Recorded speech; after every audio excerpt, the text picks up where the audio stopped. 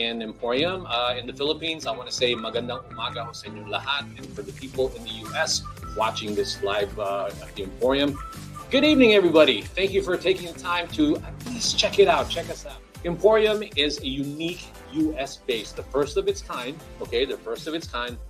It's a Philippine-made and inspired product showroom and global business center. And its purpose is to create awareness as well as sales opportunities for Philippine-made products, services, and investments in the US market.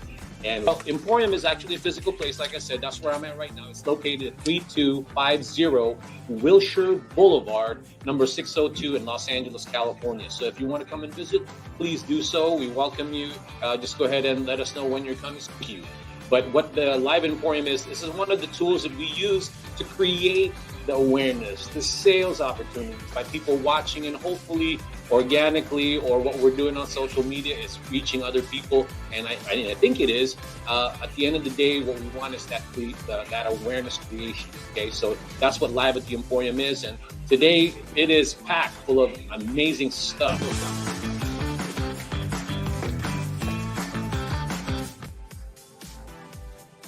You know, when I first started this journey of promoting Philippine-made products in the U.S. market, I don't know if it was a journalist or some guy just asking me some weird question, but he says, how come there's not enough Philippine-made products in the U.S. market?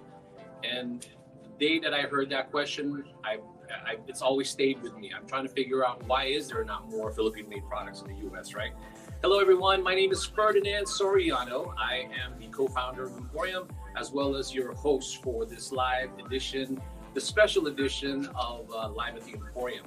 And to me today, it's going to be an interesting, basically show, okay? Because when we've got some really good professionals. Now we're billing the whole thing, or we're sort of promoting it as a fun, live, and no filter. And when I say no filter, these guests of mine, as professionals they are, they're going to get sort of raw with all of you when it comes to discussing why there's not more Philippine-made products in the U.S. market. And that's the topic for today. And the name of the show today is called Philippine Products 360, redefining Philippine-made products in the U.S. market. So why don't we join the guys that you're seeing right now, right there sitting, ready to go, ready to do whatever it takes to not only educate, but also entertain you and give you some amazing feedback on what needs to be done, basically, to create more opportunities for Philippine-made products. So let me go ahead and join them, okay?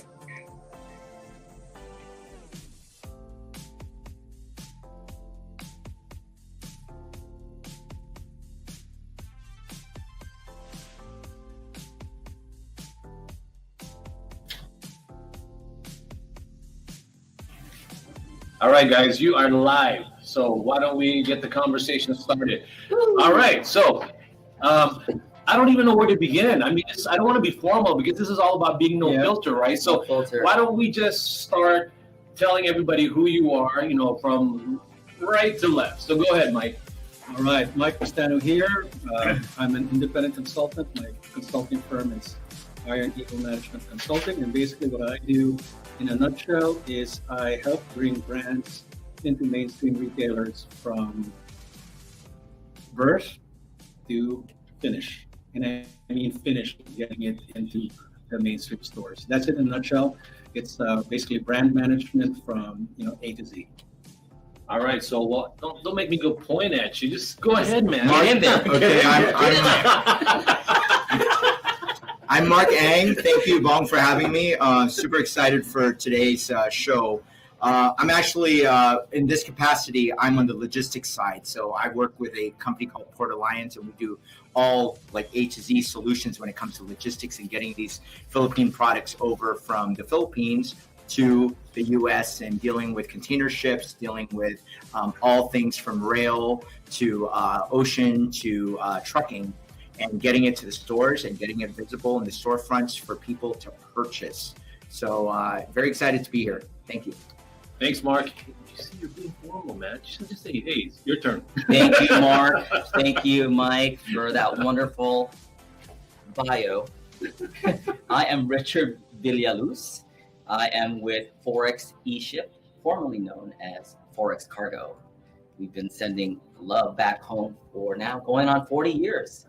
And we're, if you don't know Forex Cargo, which I'm sure most people don't, we're an intermediary, NVOCC. You know, we focus, we really specialize in sending love back home to the Philippines, but now we have a service definitely from Philippines to the US. And we also have other services, a la carte services. We also help brands get into the market in the Philippines, and we help brands get into the market in the US. And of course, we don't have enough time to talk about movies.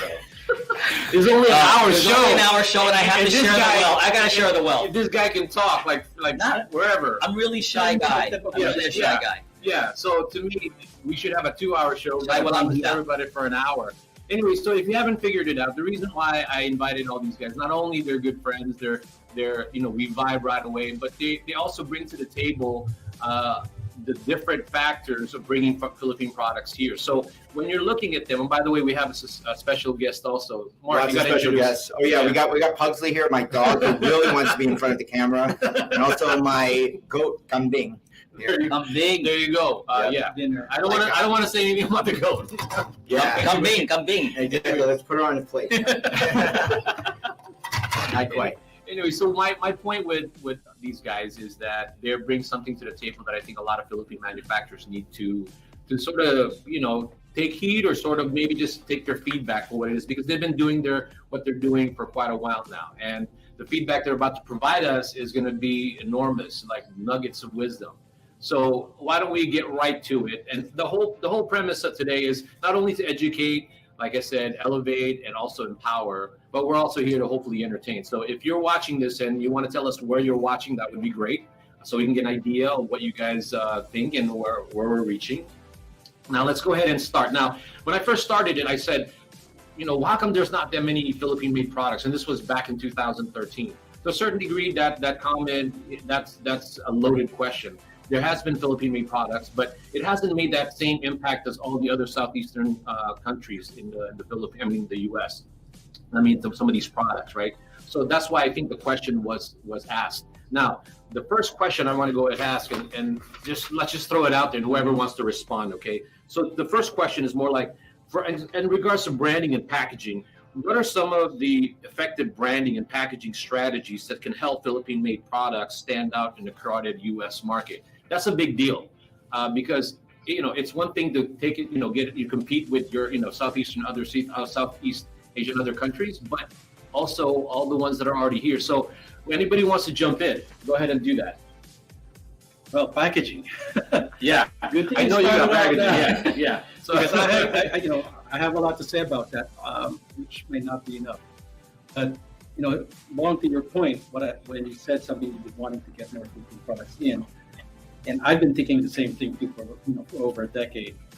The biggest opportunities I see are in improving the packaging to where it's for the mainstream American retailer, okay, and the mainstream American consumer, because the packaging that's being brought over here, from what I've seen in the earlier years, is it caters to the Pinoy consumer, even though they're here in America.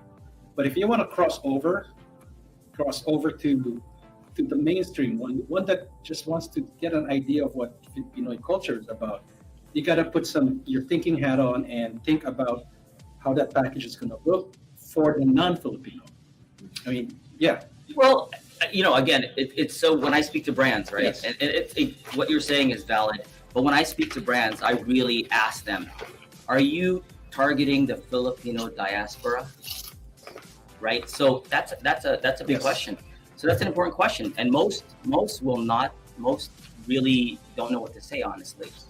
They just want to get into the US. They just want to be in the US, A lot of them don't have the bandwidth to be here. A lot of them don't have the experience, right? So that's why we're here Yes. to explain. But so if you're targeting the Filipino diaspora, this is wonderful. Yeah. By the way, these are all Philippine made products. These are wonderful. Yeah. I have to tell you, the first gen myself, and I'm a first gener. So this caters to me, right? Yeah, so this totally. caters to me because it's so. The reason why is look at Island Pacific and Seafood City. It's very successful. What? I didn't hear you. What did you say? Yeah, I'm not gonna have a shameless plug.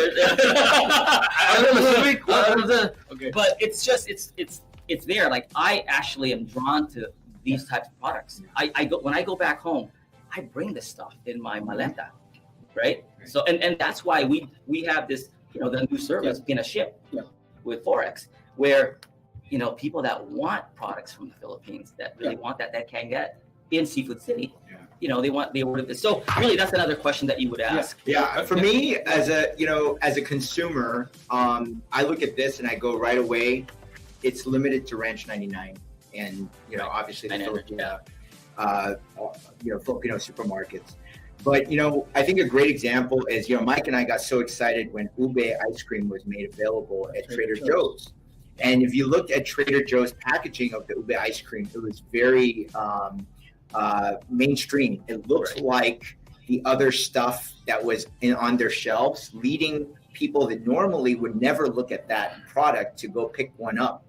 And I think, even as simple as font, colors, the simplicity of that packaging versus, say, a Magnolia or Selecta ube ice cream. Right. It was very just like the words, and the purple background, and sold in pints. Right. It was good to go. So people can pick it up along with their vanilla. Did you feel that it still had that ethnic? Because the ube, that's very Filipino, right? Ube. It took out the ethnic. It took out the ethnic. Okay. Completely. So how does that make you feel though? Like as an American Phil-Am consumer? I feel that the ube is strong enough and unique enough and Filipino enough that it can stand on its own. Yeah, okay. There are some products that I feel like it's going to be like that, right? But at the same time, I'm bottom lining it sometimes. You want to get into this market, make some money, make some adjustments. Right. If you have to, because at the end of the day, you're here to create the livelihood. That's always sticks in my mind. So whether you adjust it or not, or you want to have your own products the way they are, that's fine. But at the same time, you have to be open to it. And that's what I've always said to the manufacturers, because certain products, the way they're packaging, like fonts, and then the wording sometimes. A word in the Philippines might not translate over. Yeah. You're exactly right. Yeah. Yeah. I don't know. The humor in the Philippines is very different to the humor here, obviously, right? And then, like this, roasted pilinat. Yeah. I have no freaking idea. If I didn't know what a pilinat was, I would. Right. What is that? Yeah, and actually, like going back to that discussion right now, talking about pilinats, the one that brought the attention to the pilinat actually was not a Filipino company when I first encountered it about 6 years ago. It was actually a couple of American guys that went to Bicol and stayed there for a vacation. And then next thing you know, they came up with recipes, and then they brought it here to the U.S. And then I met them at the show, at the Expo West show, and I'm like, wow, it's like I felt like, this like a colonial takeover, right? It's like what happened with coconut. It's all the imperialists took over again. So that's.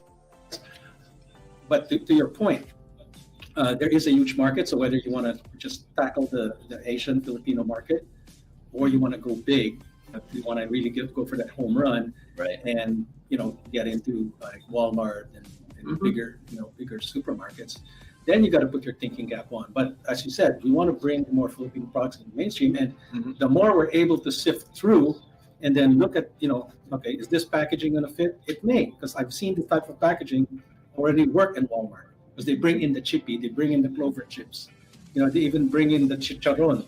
Right. So there's really not a lot.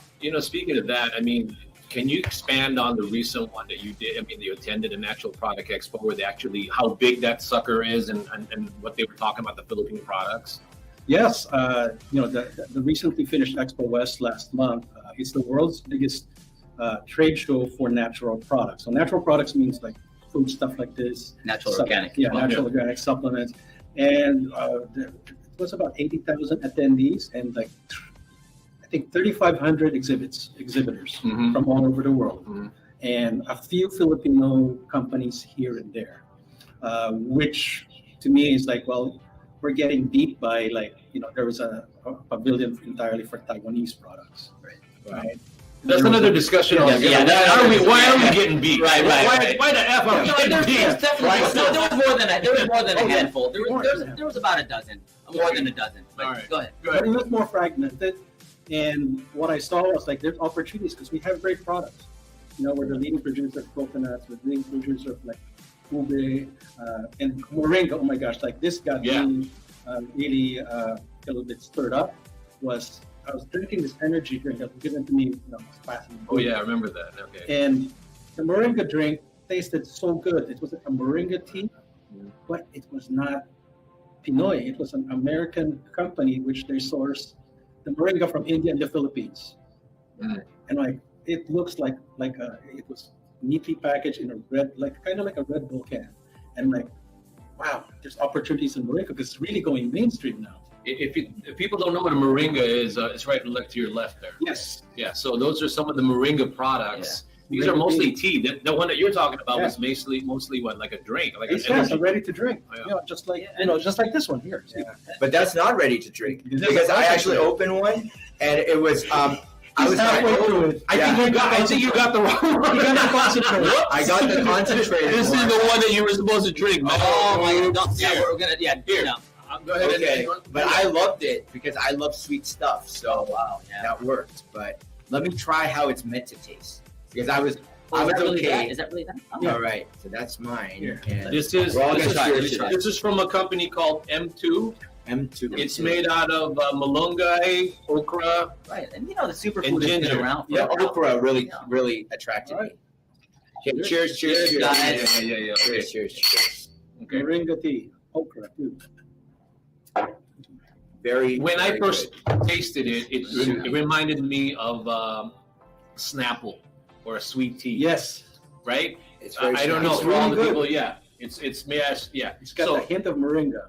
This is what I guess you're talking about to a certain level. Okay.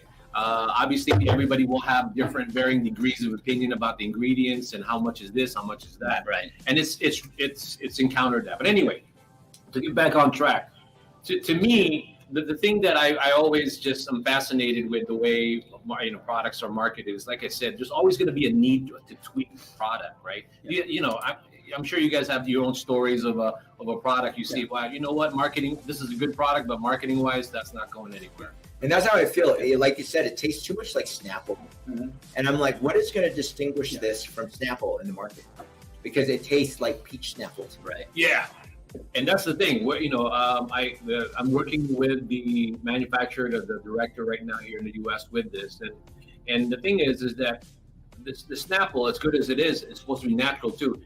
I like to think that if I'm going to be late, I'm going to be a lazy bastard and not worry about what I'm drinking. If I'm drinking something healthy, I think that's probably what gets me through the day drinking this stuff because it's got the malunggay, okra, and ginger. Right. So those are the unique selling points of this. Yeah. So at the end of the day, you have to have that unique value proposition, right? The okra is really interesting. How many drinks have okra out there, right? Yeah, I know. None. Malunggay, we could probably change it to moringa.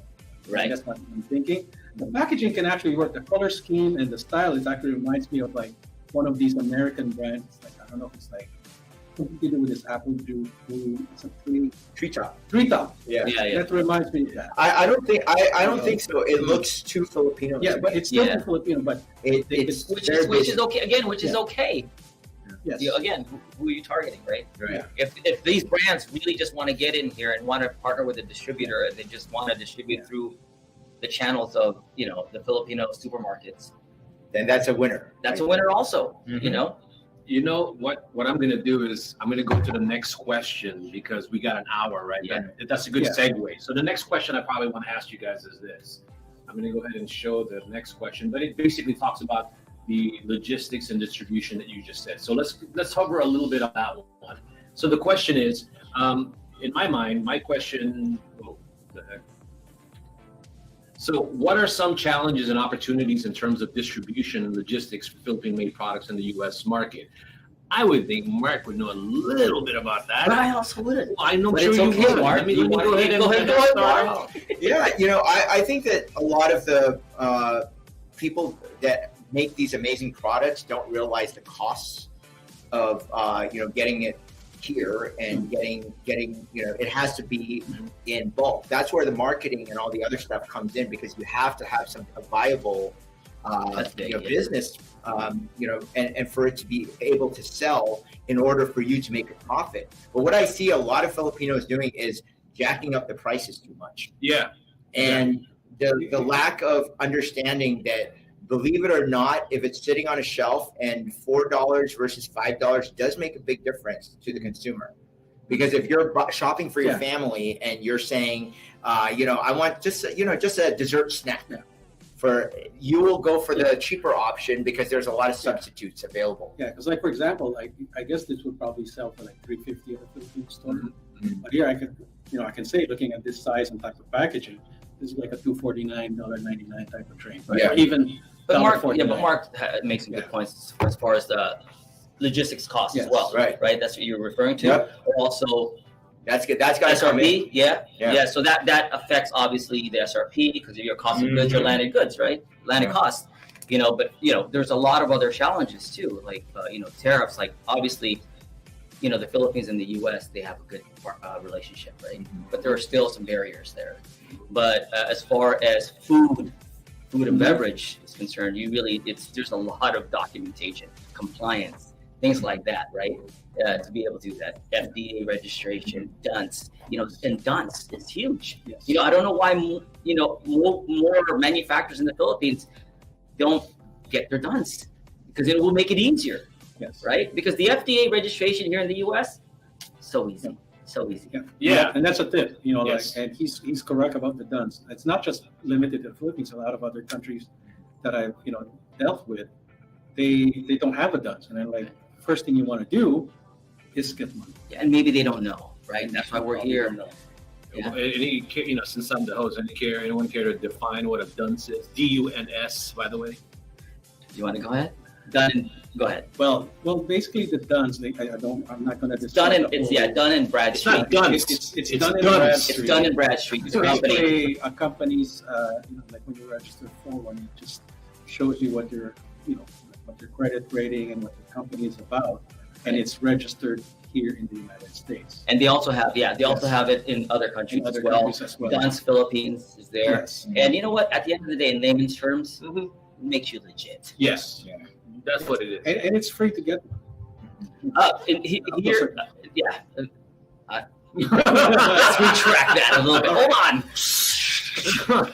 We don't want to say it's free 95. No. There may be some costs in the Philippines. I think there is some cost, and it's a little bit more difficult to get a DUNS in the Philippines versus a DUNS in the U.S. So Right. Again, there's a lot of sources out there that can assist you, Forex eShip, and other brands, another company. So.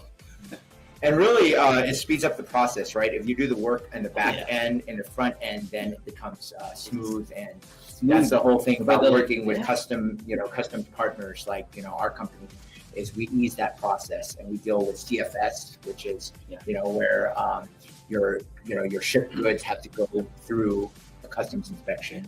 And then from that's there, where you would definitely recommend a firm that wants to do business in the U.S. or the Philippines is to come up, have a customs broker as well. Yeah. See, I feel like when the stuff that I've gotten from manufacturers, some of their questions are all legit, of course, but I feel like their pain points is one, not knowing who to trust here to use, right, for freight forwarding. And that's why we always try to strive with making sure that we vet the people that we work with. But I feel like some of the challenges is not really getting an idea. At least reach out to a freight forwarder in the Philippines, right? If you're in the Philippines right now, talk to them or even talk to Mark, get a quote on how much it would be. Because at the end of the day, you're trying to figure that out too, logistically, because that's where the pricing that they just mentioned earlier. Because sometimes, hey, I'm going to send my product there, and then, you didn't realize the tariff was going to be X amount of dollars. And by the time you figured all this shit out, excuse my language, but it is shit out, then boom, there goes my margin. But the mindset really shouldn't really be so much, not making X amount of dollars right away in the beginning. Because if you're trying to enter it, that's a learning thing. Your first shipment should be something that you learn from, not necessarily profit from. Right. Right? I mean, I don't know, right? Exactly. That's my thinking. I totally agree. Totally. I agree. Yeah. I think every business should be prepared to, pay a cost for the learning aspect of it through one or two rounds. And, if you get in that mindset, then you won't feel defeated. You understand that, hey, that's the price of doing business, and then I can learn the next time. And you always want to have a process, because I see a lot of, especially Filipino business owners, and make these great products, but the math portion gets lost. And then they forget that, hey, there's a process, and I need to refine my process. Then I can adjust the pricing from there. But if you price it way too high, you're not going to have any customers. And to your point about pricing, and there's this, and this is an ongoing thing I have with Philippine companies and some other companies outside of the US, is their misconception about what a markup is and what a margin is. Amen. So you need to really understand that here, it's not about marking up. It's about gross margin, net margins, and all that. And that's what you need to do your research on. Because the markup is simple, double the price. But have you factored in all the other things that these guys have said? And you want to double the price. Yeah. I mean, for that profit, you're going to end up losing the customers. And do you want to just put it all in an advertising budget? I would prefer that the product is strong enough, like this, okay? Like, I really enjoy this. I take a bite of this. Go ahead. And I freaking Yeah, he's been eating it. Yeah, so Let me taste this. for kissing, that's your product right there. I intentionally did that. See, And it Delicious. tastes Sunaku. Sunaku. It's from a brand called Vegetari. It tastes like chicharron for all those chicharron lovers, but you could eat a whole freaking bag and not feel guilty about it, technically. Because it's healthy. Right? Because when I eat a chicharron, I like, oh my God, did I just really devour that? The whole bag. That's really good. Really good. It really is good. Yeah. Oh, and this product, speaking of Seafood City and Island Pacific, they're talking to them now. But I feel like this is those kind of products that will have a wider appeal, and he'll probably have a good size, margin, and be able to say, okay, one is plant-based, the packaging is decent, and the pricing, he just has to come to terms with what is, because there's a lot of similar products coming into market, but I still think that it still has a unique taste that you could do a little. It's delicious. I love the aftertaste, but I really want to add this is, why are we just looking at Whole Foods, Sprouts, Walmart? I don't know. Why don't we look at, say, Latino stores like Vallarta? And, I think this would be a hit. Vallarta is an awesome store. Yeah. Because of chicharron. Because, the Hispanics have very similar, taste to, Well, that's true. That's true. So why not go there? It depends on the brand. It depends on the relationship with the local distributor here in the U.S. The peeling nuts too. They roast them. Do we taste that too? Right. It depends on who they speak to. They speak to a Mike Pestano type of guy. We got Pinoys going to the Hispanic markets, and they're buying chicharron there. But have you noticed that too? That's why I'm saying to you, the opportunity for Philippine-Made products, especially if you know which one, it can actually cross over in certain markets. Like I said, the Hispanic market. Right? And I think we're selling it short. That's why I tell the people that are Philippine manufacturers, I said to them, it's great that we will have Filipinos tasting the product you want to market to them. But at the end of the day, sorry, Filipino community, the reality is that sometimes, familiarity breeds contempt, at least in my opinion. Okay, that's my opinion. Because then you become too critical of the product. For somebody who's never had chicharron or shrimp, all of this stuff, the pili, they'll go, damn, that's good. And that translates to more profits, because they're just thankful to taste it. But us being Filipino, I'm sorry, but to a certain degree, we will sort of be more critical of it. And I get that. Right? I mean, you see that all the time. Yeah, but are we saying that this is not on the market? There are. And obviously, if you went to Expo West, you'll see that there is. I'm not saying it's saturated, but there's quite a bit of brands and manufacturers out there with some delicious, like you'd be like blown away, right? But again, depends on your target market, right? That's on your target market, right? So this one is, if this company is actually speaking to Seafood City, then kudos, hopefully they're in there. And I think they need to do some updates on the design, because this definitely looks like a Filipino branded. But I think it's very simple. All you have to do is simplify, change the font, Yeah. and this could be very marketable to Yeah, mainstream yeah, stores. especially like something like, like more of like a. I actually like the tasty logo. The vegetarian is that already a We very good changed logo. the font could be Yeah. played around with, on this one. But that's definitely for those people that like plant-based stuff, the organic foods. This is definitely a winner. Yeah. And it tastes You're not going to delicious. believe this, but just really quick, Mike. Yeah. The same company actually has, believe it or not, plant-based liempo, lechon, and chicken in the style Wow. frozen. Okay. And I'm That's a huge excited for opportunity. that. That's a huge opportunity because it's not just limited now to Whole Foods, Sprouts, and health food stores. Every grocery that I talk to, Vegetarian. they're looking for sustainability, Mhm. plant-based, healthy lifestyle. Mhm. That's, especially from what happened in the last few years. Now they're making it more emphasis on like giving people better choices, even though you're not claiming to be a health food, in itself. But just a few tweaks in there can fit that. Oh, I agree. Yeah. And before, I'll end that question with logistically, again, the challenges. I feel that one, it's a challenge, but it's just a matter of education, really, because some of the things that I've encountered through the years is that, okay, I ship the product here. Maybe I don't have a big presence yet, or I don't have a deal, right? And that's one of the actually things that Emporium is trying to do is bring products in here slowly but surely. Really educate yourself on the classification of your products, the taxes of the products, because those are going to be the critical part of trying to figure out what your expenses will be and how you're going to price it. And then, casually look in Amazon to see what's priced similar to that. Speaking of Amazon, Exactly. Right, here's right. my Amazon guy. Yeah, he's the guy. Okay, so that's why I kind of segue that over there. But legit, okay, we'll go into the next question. But that's what I want to end with, the logistics part, because that's going to play a big part in how you guys are going to price your products. Right. Okay. So the next question, let me go ahead and pose it on the board. Is this is right up your alley? That's why I set that up for you. Perfect timing. The question is, how can Philippine-made products effectively market themselves in the U.S. market, especially in the area of social media and e-commerce? Take it away. Bam. Man, it's you, man. It's you. me. Yeah, it's you. Again, it's with the pricing and if you're focusing on Amazon, again, the target markets could be very broad, right? So you have the Philam, you have the diasporas.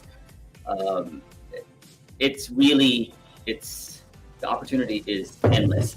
So when I focus on brands in the Philippines, whether they're export ready or they look very Pinoy, I myself, I'm actually looking for the more Pinoy because of that's my strategy at that point.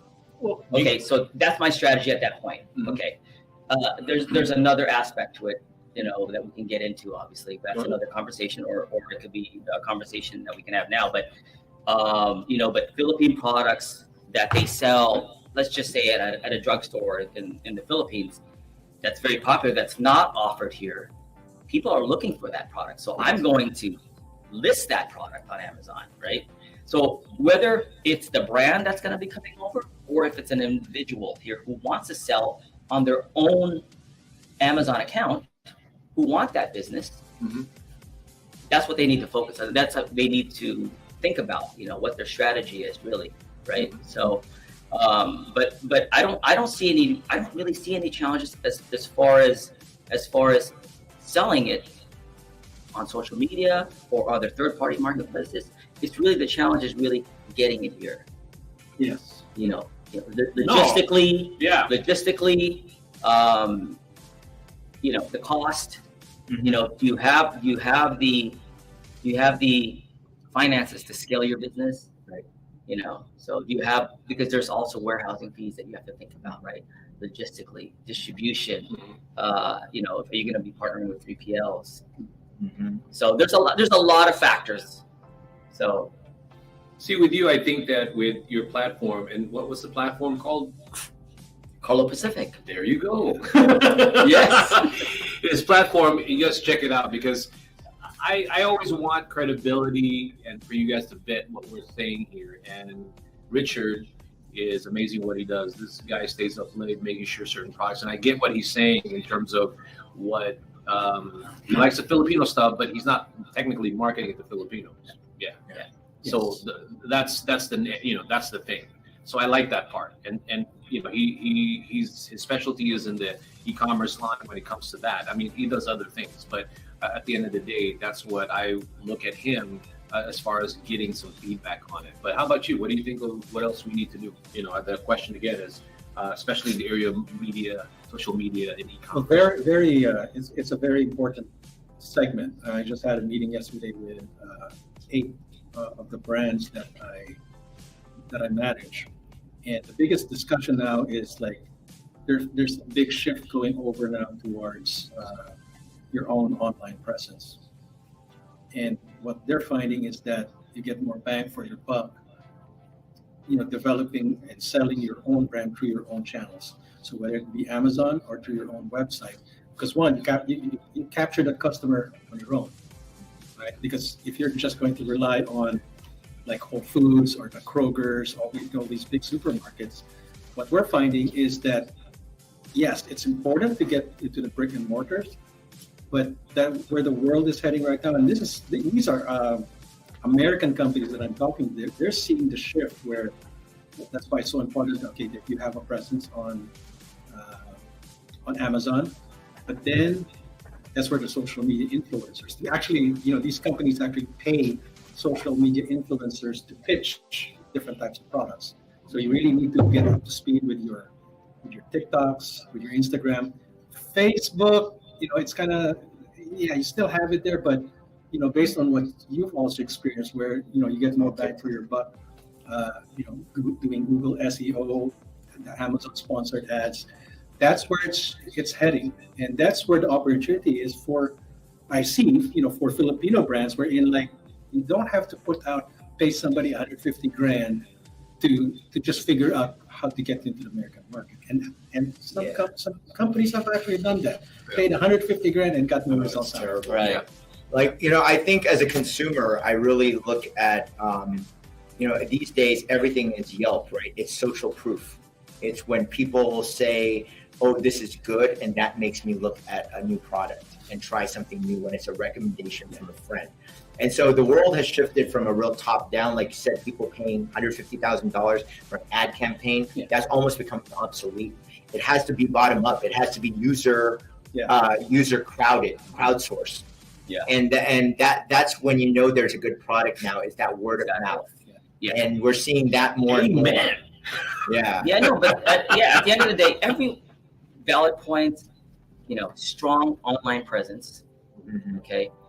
If you don't have any followers on your social media, get your family and friends. Get it going, organically, just get it going first. Don't spend money to get those likes. And then leverage influencers, like Mike said, leverage influencers. SEO is so key. You have to have a strong website, first of all, first and foremost, very information driven, right? So, because that gets you on Google and gets you the backlinks, on your social media. If you have food, put recipes there, and then, attach your brand to it. And then you'll have backlinks too, especially on your website. Have the recipes on your website, have a blog, right, on your website, and that will create backlinks that will take customers like myself. So in order to do that, you really need to know your selling points. Yeah. You need to know, and it can't be like, oh, I'm the greatest at everything, right? Focus on 2 or 3 things that really make your product, strong and that's going to click with the users, and then highlight the crap out of it. Right. And there's an actual experience that I got from Expo West last month when I actually presented to one of these big national chains. And one question she asked me, aside from tearing apart the packaging, which I'll tell you guys later, first thing she asked is like, how many total followers do you have across all social media platforms? And I'm like, I had to be honest, and I said, it's under 1,000. And she looks at me, under 1,000. And is that in the US? And I said, no, it's in another country. She says, I don't care if it's the best thing since sliced bread, but if you don't have any followers here in the US, how are you going to expect to drive business into my stores? And I'm going to put a lot of space and investment into your brand. Tell me how you're going to do that. What is your go-to-market strategy? It's, And I'm like, it's tough. Yeah. whoa, you don't have to be that nasty. Yeah, a lot of brick and She mortar. got raw on you, man. Yeah, but it's the truth. It is the truth. Oh my gosh, how are you going to drive the American traffic, American consumer? You know, that it's unless you have that really unique selling point or unique selling ingredient, you know, that you know, nothing proprietary, but just something unique, that blend that nobody can emulate, right? Yeah. So I think, you know, when you guys are talking about influencers and things like that, and I, you know, that's all about the marketing budget too that falls into that. It's not the campaign anymore, but now instead of an ad campaign agency, it's going to be more like social media manager that you got to have to be able to do what you guys just said. Yes. And to me, you know, this is a plug for Emporium. For us, it's really also very organic that we understand all that. That's the reason why a lot of the times we're trying to work with some of the social media companies or social media managers of a lot of these brands in the Philippines and figure out a way to coincide with what they're doing and sort of sync in with what Emporium is trying to do. Because at the end, the way I'm trying to do this is that we're trying to put Emporium in that mindset where now you can say your products is in the U.S. A small way to even distribute the products even before you get to these guys. Yes. Because the reason why these guys are here is because when you get to the level of talking to these guys, you are already at that certain level of volume. But that's why, to me, I feel like we still need to encourage a lot of the Filipino manufacturers to just try it anyway and do baby steps. And that's the reason why all these things that we're doing is trying to educate you with that. So you guys want to end that question with anything else interesting that you guys Good. want? Let's move on. What I would, just to finish off on this particular segment, is let everyone know that there are success stories I've seen. And it's not just from Phil, but they are Phil-Ams, but they took recipes from their Lola, Nanay, and they made it into a successful brand that got into several national chains. And I met one of those brands, and he developed his own following organically here before he got accepted. So don't be discouraged.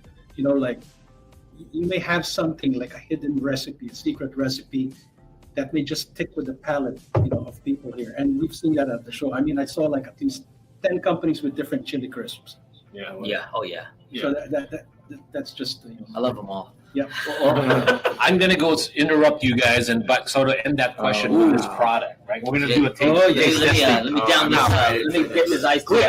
Clear the palate, gentlemen. But you see, like this product, unique, right? It's ube. That's what it is, ube liqueur. So a lot of people can sort of take notice of this. That this just stands out by itself. Not only if you were here, I'd let you taste. Obviously, it's so good. But at the end of the day, it's the packaging. The too. packaging is I love amazing. the The packaging is amazing. Yeah. I have to be honest. I have not tasted this yet. Okay, you got to taste. I haven't It tasted looks like a Godiva or something. It does. Yeah, it's You're very right. high-end. You're right. Tastes It a does little look. high-end. It does look More. Godiva-ish. From the packaging alone, It looks like ube. that can definitely go into like. It's definitely. Oh, this is amazing. We're talking premium. Look at That's this. premium liqueur right Yeah. there. You see, but this particular brand, maybe I might be talking out of turn. Holy It has its So challenges also. dude. Yeah, right. So, Are you guys end up taking all? You want to do more? Dude, I needed a little bit more. I could drink the whole bottle if it's. and I'm driving, but Hey, guess who's going to join us today? Who? The Trade Commissioner of the Philippines. I'm patching him in now. All right. All right. So, again, you see the product. It's amazing. The packaging. Hey, guys, is so cheers.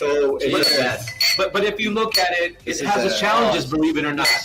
Okay. There you go. So look at this thing. You could probably think it's dessert, and then you'll be drunk by the time you realize. This is it's amazing. alcohol. It's so good. Okay, so let me go ahead and introduce the Philippine Trade Commissioner, Trade Investment Cheers. Center Commissioner here in Los Angeles, the one and only Mr. El Nar. Hey, Eric, we're drinking your liqueur now. Is that okay? It's 5 Yeah. o'clock somewhere. Yeah, Is this so Eric's good. liqueur? No. That's his. Oh, that's this is his favorite. No, he knows the people that are. Oh, he knows trying the to put that. peeps? Yeah. Oh, wow. Yeah, so he's got two of them. So I stole it from him, right, Eric? That's Yep. national. Yeah. Yeah. You got this. Has got to be. We gotta make this an entire like the iconic drink of the Philippines. Eric, after the show, you and I have a conversation. All right, you and I have a conversation. All right, no, seriously, That's a hit. no joke. Yeah. Even the goat likes it. Look at that. Come on. Anyway, Eric. So go ahead and talk a little bit about yourself and what we're doing here at Emporium, and give us some sort of a perspective on your end as far as Philippine manufacturers, what they're thinking for this year and years to come. I mean, obviously, there's a new administration and a new DTI leader, so obviously we just want to tell our audience a word of encouragement and also encouragement in the Philippines as well as here. Yeah, hi. So I'm Eric. I'm the head of the Philippine Trade and Investment Center in Los Angeles. What we do, am I coming in? Yeah. Okay. So what we do is we promote exports from the Philippines, like those products in front of you, as well as encourage investments from the U.S. going into the Philippines. So I'm glad that you're enjoying all of those, small business products from the Philippines.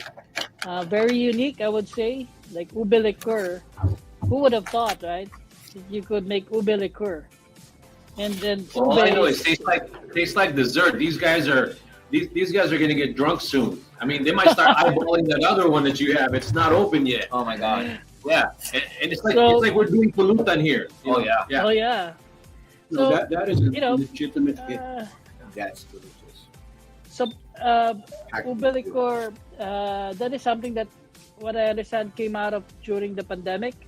So the owners have a bar in Poblacion, Makati, if you've been. So, and then of course during the pandemic, everything closed down, including the bars and restaurants, right? So what they thought of is, instead of offering services or service in the service industry, like they made products. So they have a distillery in Aklan near Boracay. Could you imagine?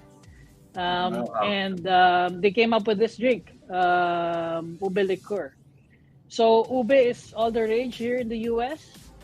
You see ube everywhere, and ube has become, not only a Filipino word or a Filipino term, a Filipino name for that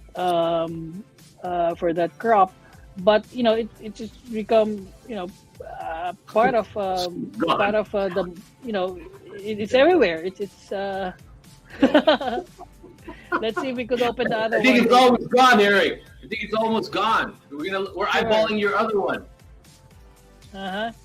So It's almost gone, but it's not gone yet. there. In terms of the new administration, we have an administration that's friendly to the U.S. Our president is has visited the U.S. I think last November, and is expected to visit again this year, at least twice. One for a state visit and another one to attend the APEC Leaders Summit in San Francisco. So, we are dovetailing on all of this good, bilateral relationship between the Philippines and the U.S.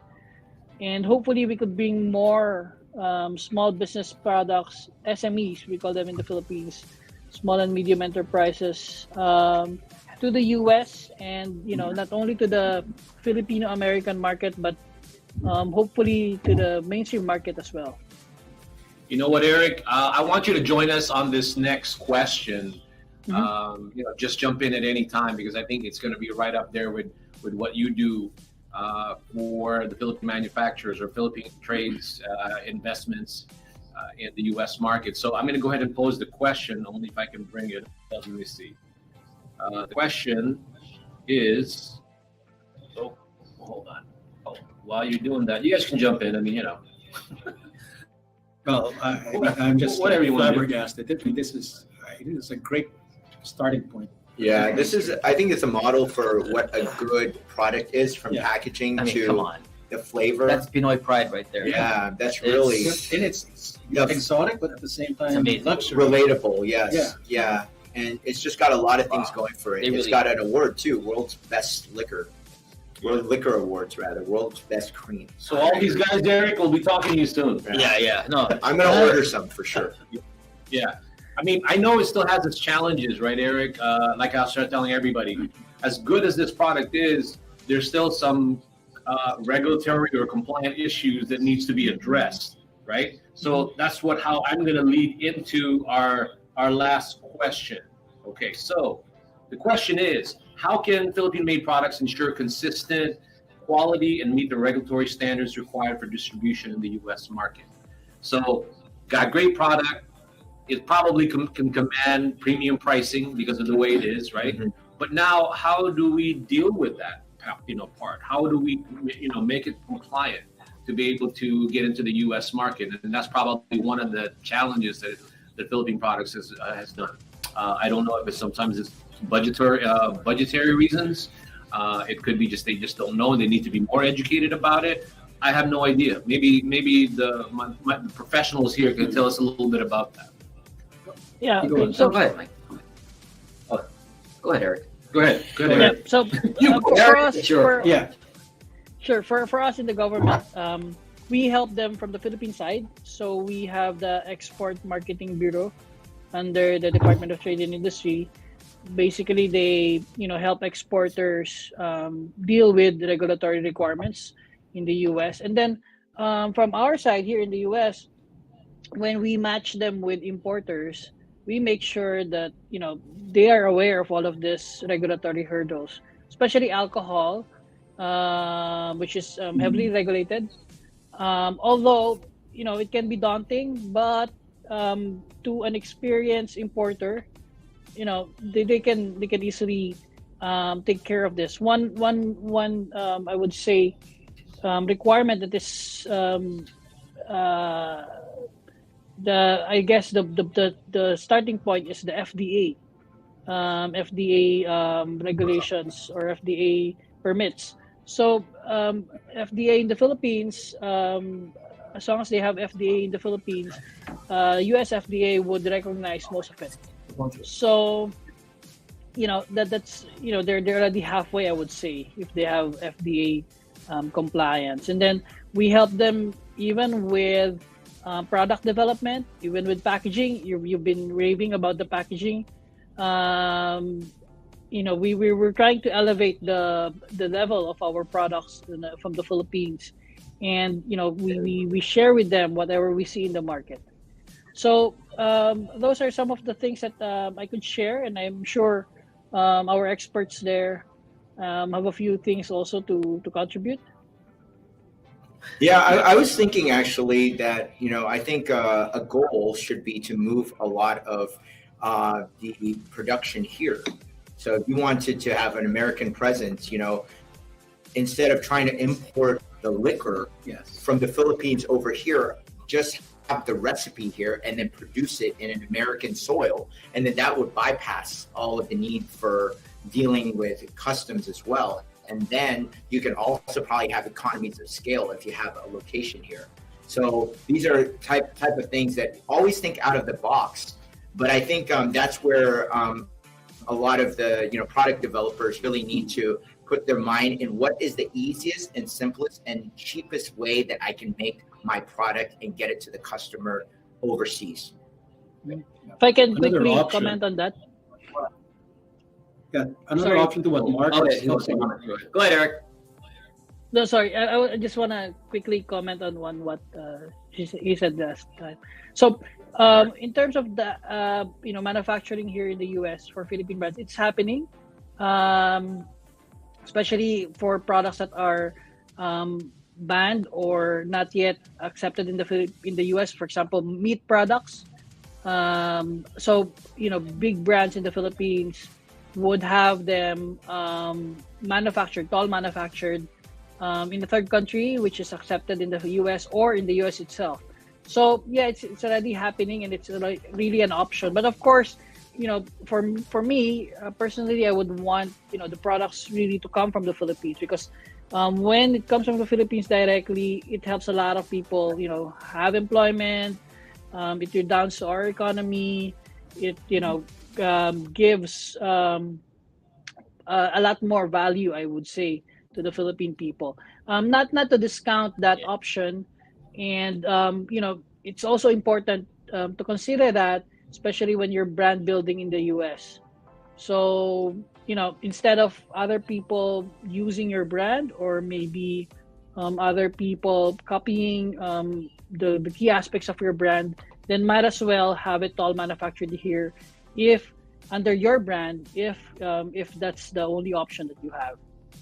Yeah, go ahead. No, I'm about to say something, sir. I agree with both Mark and Eric. I actually agree, because I've had experience with a few brands and manufacturers that actually had the opportunity to do what Mark said and what you said. Mm-hmm. And with ours was with a meat company in the Philippines, and we had the recipe.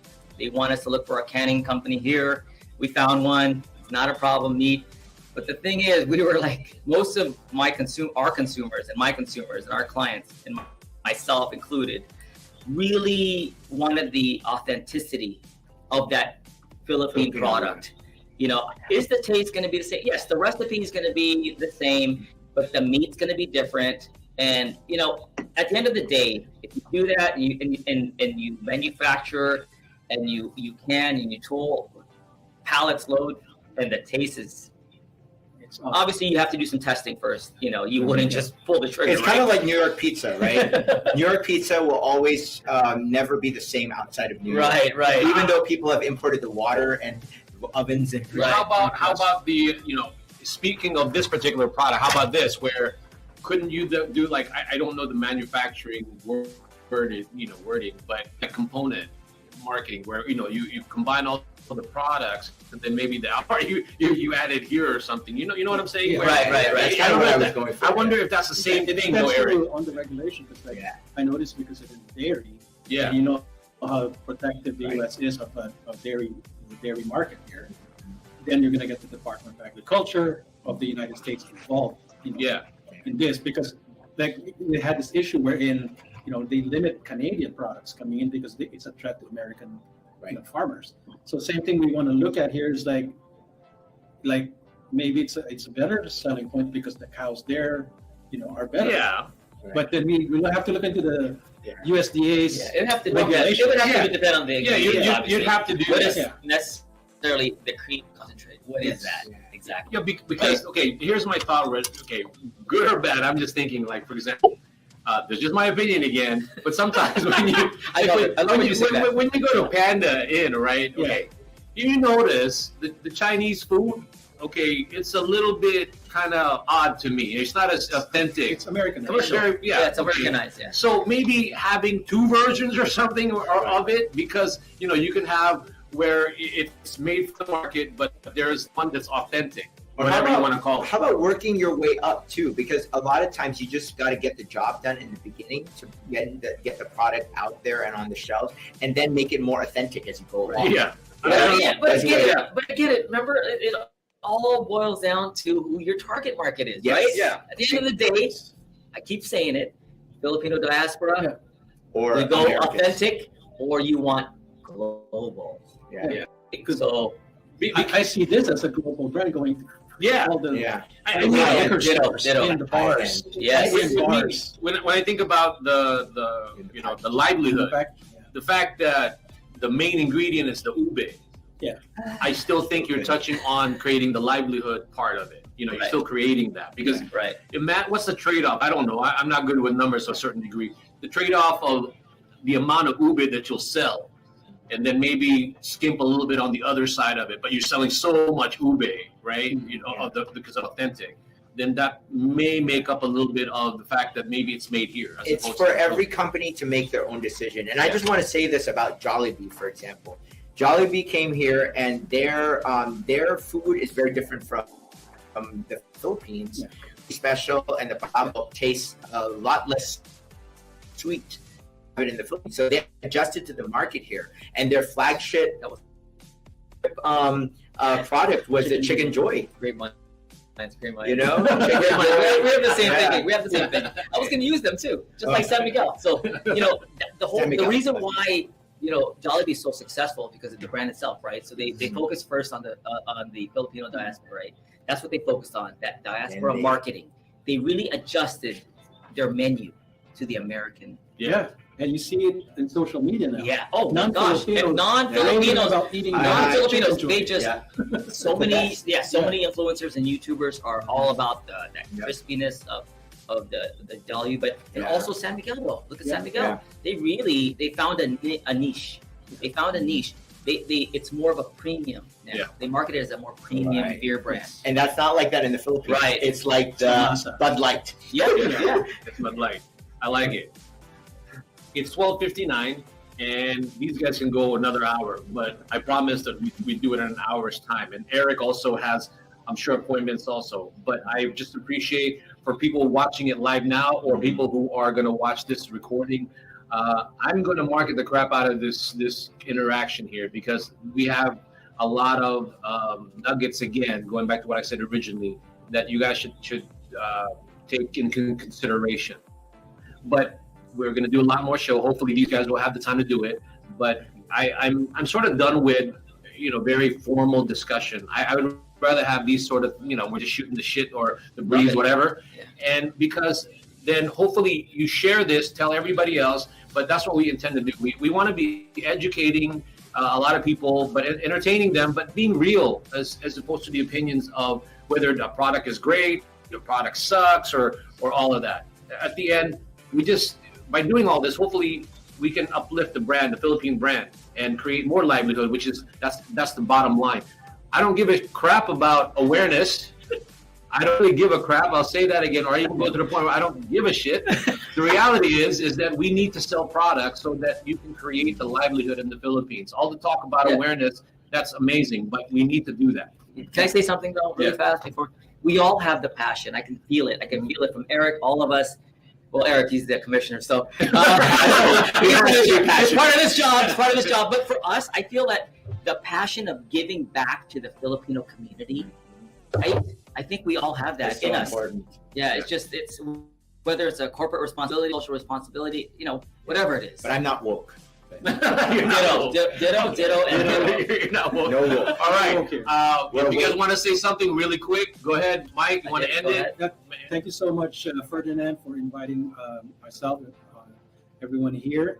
It's a great opportunity to open the doors to discussion on how we can really help and give back to our community in the Philippines and to help those budding entrepreneurs. Who knows? You might come out, be on Shark Tank or even better. Yeah, right. Yeah, and I just want to say, make those great products and, work with people, leverage others that know what they're doing, whether it's me on the logistics side and getting these products over here or the marketing minds that we have here to package it so we get to maximum end users. Richard? I said what I said about the passion, giving back to the Filipino, but at the end of the day, if you haven't subscribed yet, subscribe. Smash that like button, share, hit that bell, so can share. But we really thank you, Ferdinand. Thank you, Eric, for having us here. Thanks, Eric. Awesome. Eric, you want to say something before I end the show, my friend? Sure. And I would apologize on behalf of Ferdinand. That's not his usual choice of words. It's really the Obelicor maybe talking, but. Honestly, I think more than the Ubilicor, it's the passion. It's his passion to promote Philippine products that's really talking, and it shows. No, it was. Thank you for having me. Yeah, it was. Yeah, the Baileys. No, but it's really good. I mean, I just say that because at the end, I've been doing it for a while, and I see the struggles of some of the Philippine manufacturers to get into the market, and awareness is critical. But in the end, we have to always drill down, how do you sell it? Basics. The basics of it. Because it's just like when they were in the Philippines, when they first started their business, they needed to understand how to do that there. But now they just have to understand, go down to the basics and do the same way. How do we do that? How do we create those buying opportunities for that? But Eric, thank you for being, a sport. Thank you for giving us your time to give us perspective on the Philippine trade and investments. the status there and what they're trying to do. So with that being said, I hope you guys will continue to tune in. Our next show will be about live selling next week, and then we're going to be attending a pop-up event in San Diego where we get to promote these products at an actual pop-up event. And those are the little marketing things that Emporium is constantly trying to do and figure out, trial and error, and how to promote Philippine-made products and be cost effective and hopefully sustainable. So with that being said, guys, I will say bye-bye. Bye. Take care.